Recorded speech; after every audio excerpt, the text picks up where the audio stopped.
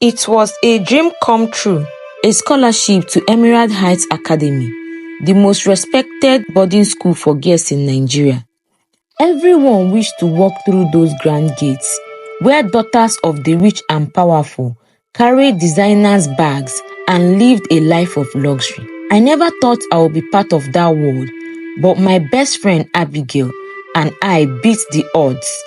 After endless nights of studying, we passed the exams and we are chosen along with 3 other girls.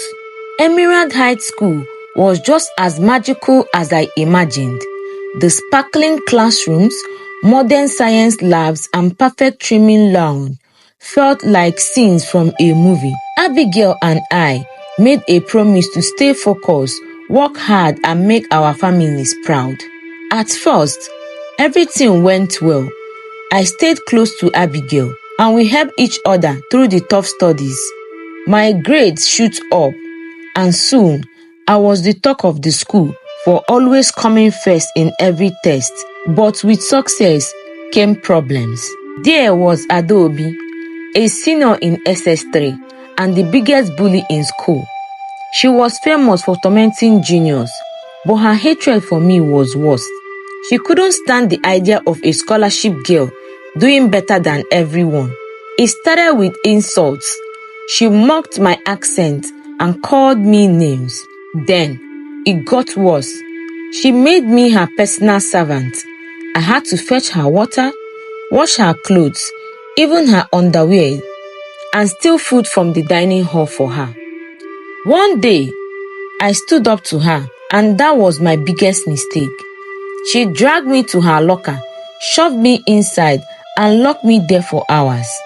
My grades started to drop. I missed classes, stopped eating proper food, and avoided everyone. Abigail, my friend, tried to help, but I pushed her away because I felt so ashamed.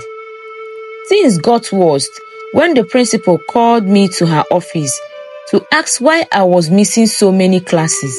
I so much wanted to tell her the truth, but Adaobi's threats echoed in my head.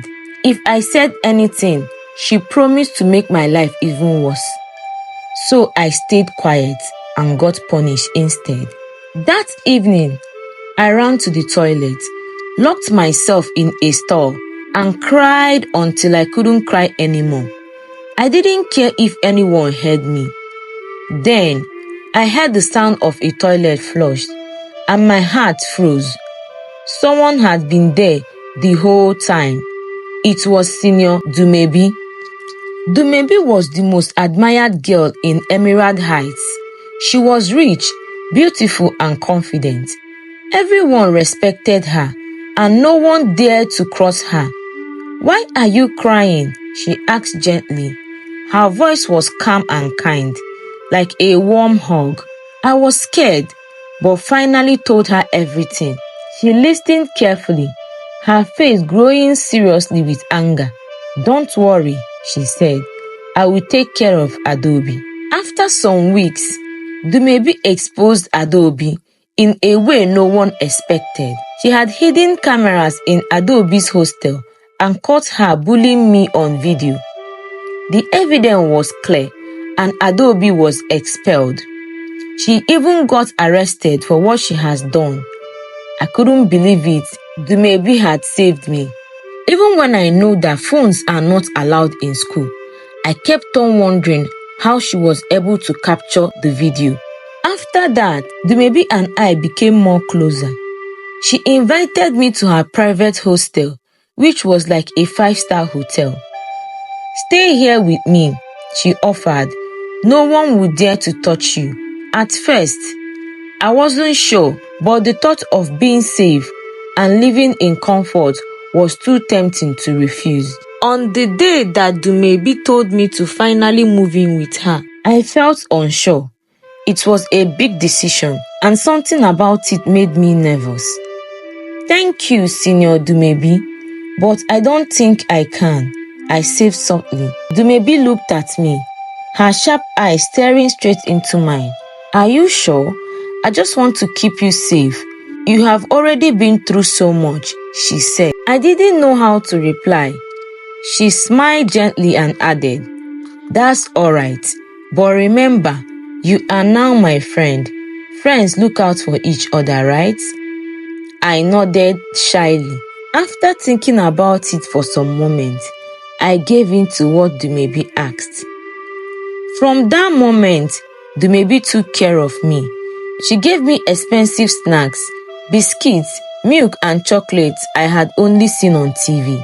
She gave me money in several occasions, left money in my locker, and even washed and ironed my clothes sometimes. Slowly, I started to change. My appearance improved. I looked neat, confident, and almost as stylish as Dumebi herself. But things also began to change between me and my friend Abigail, my best friend since primary school. She had always been there for me, my closest friend, but I started to avoid her. I told her myself it was because I was busy or tired, but deep down, I felt we weren't on the same level anymore. I had Dumebi now, and she became the center of my world. Eventually, I accepted Dumebi's offer and moved into her hostel. It felt like stepping into a complete different world.